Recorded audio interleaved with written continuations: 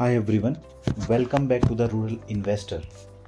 आज के इस वीडियो में हम एक ऐसी स्मॉल कंपनी की बात करने वाले हैं जो कि एक एनबीएफसी है, फाइनेंस सेक्टर में है, जो मेनली टू टाइप के चीज़ों में डील करती है। मैं बात कर रहा हूँ एसबीएफसी फाइनेंस लिमिटेड की, which mainly deals in secured MSME. Secured MSME क्या होता है? एक टाइप ऑफ लोन जिसमें लोन लेने वाले इंसान को सिक्योरिटी प्रोवाइड करनी होती है। और एमएसएमई क्या होता है? Micro, small and medium enterprise, any type of business person who want to do a business, they can apply for a loan. लेकिन सिक्योरिटी में उनको अपनी प्रॉपर्टी देनी पड़ेगी या कुछ और चीज़ें देनी पड़ सकती हैं। और जो दूसरे तरीके का जो लोन है, ये प्रोवाइड करते हैं लोन अगेंस्ट गोल्ड, और आपके गोल्ड की अप टू 75% तक की वैल्यू का ये लोन प्रोवाइड करते हैं। ये 2023 के आसपास मार्केट में रजिस्टर हुई थी। अगर हम इसका ओवरऑल रिटर्न्स देखें, जब से ये मार्केट में रजिस्टर हुई है 21% के रिटर्न्स इसने दिए हैं। सेफ एंड स्टेबल रिटर्न्स 5 साल की अगर हम बात करते हैं तो सेम, बिकॉज ये मार्केट में 23 के आसपास आई थी। एक साल में इसने जो है 24% के रिटर्न्स दिए हैं। और अगर मैं रिसेंट की बात करूं तो because of the situation in the market काफ़ी हैवी सेलिंग अभी रिसेंटली चल रही थी, जिसकी वजह से थोड़ा सा इसका जो शेयर है वो डिक्लाइन हुआ है। लेकिन लॉन्ग टर्म के लिए ये कंपनी काफ़ी अच्छी है इन्वेस्टमेंट पर्पज़ से। तो हम इस कंपनी के बाकी फैक्टर्स को भी देख लेते हैं कि आपको लॉन्ग टर्म में इसको इन्वेस्ट करने के लिए कंसिडर करना चाहिए, नहीं करना चाहिए। तो जैसे कि मैंने बात की थी, ये एक स्मॉल कैप है जिसका मार्केट कैप जो है 12,000 करोड़ से भी कम है। इसका करंट प्राइस भी रीज़नेबल है। पिछले एक साल में इसका जो प्राइस है, लोवेस्ट प्राइस 77 रुपीज़ के आसपास रहा था और हाईएस्ट जो है 117 के आसपास रहा था। हम बात करें स्टॉक पी की, जो प्राइस टू अर्निंग रेशियो है, ये आपका 33.8% है, जो कि इंडस्ट्री पी से थोड़ा सा ज़्यादा है। बट जो आपकी फाइनेंस की कंपनीज़ होती हैं उनमें ग्रोथ पोटेंशियल ज़्यादा होता है, तो जो उनका स्टॉक है वो हाईली वैल्यूएटेड होता है। इसने अभी तक कोई डिविडेंड दिया नहीं है। इसके अगर हम आरओसीई की बात करें, रिटर्न ऑन कैपिटल एम्प्लॉयड 11% है, रिटर्न ऑन इक्विटी 11% के आसपास है। अगर हम बाकी फैक्टर्स की अभी बात कर रहे हैं तो जो इसका प्राइस है, ये देखिए प्राइस का क्या ट्रेंड रहा है, 97। देन पिछले एक साल की मैं बात कर रहा हूँ, इसका जो प्राइस है 112 11 जून को था। अभी रिसेंटली इसका 105 रुपये के आसपास प्राइस है।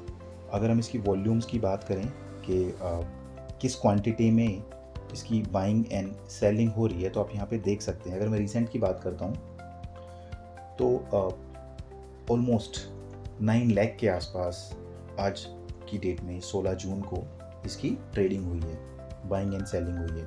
उससे पहले आप देख सकते हैं 17 लाख के आसपास रहा है, 36 लाख के आसपास रहा है। तो काफ़ी हैवी बाइंग एंड सेलिंग इस कंपनी में हो रही है। फर्दर जो एनालिसिस है इसका, इसके क्या प्रोज हैं, क्या कॉन्स हैं।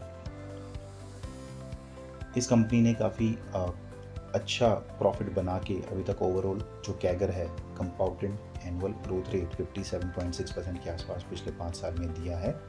कॉन्स, इसका पी हाई है, इसीलिए इसका जो वैल्यूएशन है वो इसकी बुक वैल्यू से 3.76% या टाइम्स ज़्यादा ट्रेड कर रहा है। कंपनी ने कोई डिविडेंड दिए नहीं है, so it is not a point to consider as a negative thing for a company. कोई प्रॉब्लम नहीं है। प्रोमोटर होल्डिंग डिक्रीज हुई है, बट मैं बताऊंगा आपको कि इसके पीछे क्या रीज़न रहा है। और रिटर्न ऑन इक्विटी 10.9% रही है 3 ईयर्स में, which is fine, not a negative point. Analysts जिन्होंने भी इस कंपनी को एनालाइज किया है, उन्होंने 100% रेकमेंड किया है इसको कंसिडर करने के लिए। और अगर हम इसके फोरकास्ट की बात कर लें कि प्राइस इसका कहाँ इस साल के एंड तक या इस साल के एंड तक जाने के चांसेस हैं, ये इसका अगर पॉजिटिव डायरेक्शन में जाता है तो 13% के आसपास आपको रिटर्न दे सकता है। नेगेटिव में इसको -9 तक भी जा सकता है। और अगर मैं फाइनेंशियल्स की बात करूँ तो इसके जो फाइनेंशियल्स हैं, इसकी बैलेंस शीट की अगर हम बात करें, ईयर ऑन ईयर बेसिस पे जो इसकी एसेट्स हैं कॉन्टिन्यूसली इंक्रीज ही होती रही हैं। 5.12 करोड़ से 427 crore, then 518 crore.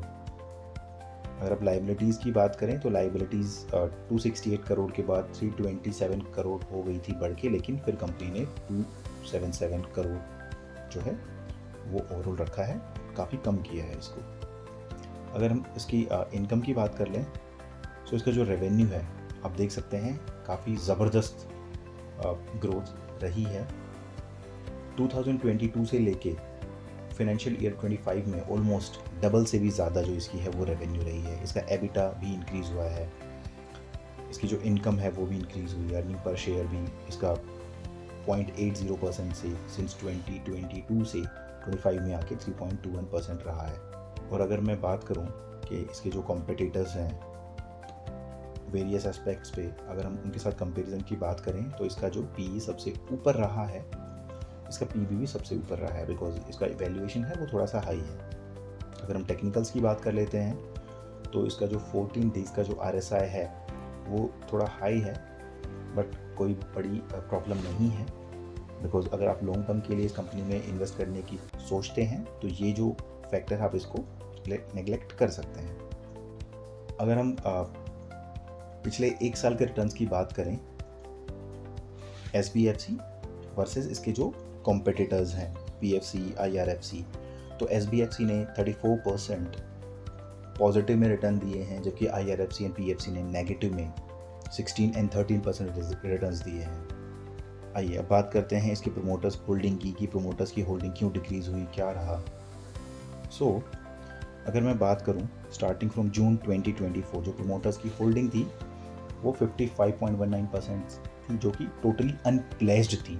Mutual fund की होल्डिंग 14% थी, जो DIIs हैं उनकी 2.24% थी, फॉरेन जो इंस्टीट्यूशन है 4.72% थी। और अगर मैं अभी की बात करूं तो जो प्रोमोटर्स की होल्डिंग है वो कम हुई है, बिकॉज म्यूचुअल फंड की होल्डिंग्स बढ़ गई है, FIIs की होल्डिंग बढ़ गई है। तो ये काफ़ी ज़बरदस्त पॉजिटिव साइन है कि म्यूचुअल फंड इसमें इंटरेस्ट दिखा रहे हैं, FIIs इंटरेस्ट दिखा रहे हैं, राइट। ये देखिए इसकी FIIs की आप इन्वेस्टिंग की ओवरऑल जर्नी देखिए, दिसंबर 23 में 2.23% हुआ करते थे, अभी 6.53। इसका मतलब काफ़ी हैवी इन्वेस्टमेंट FIIs से इस कंपनी में आ रही है।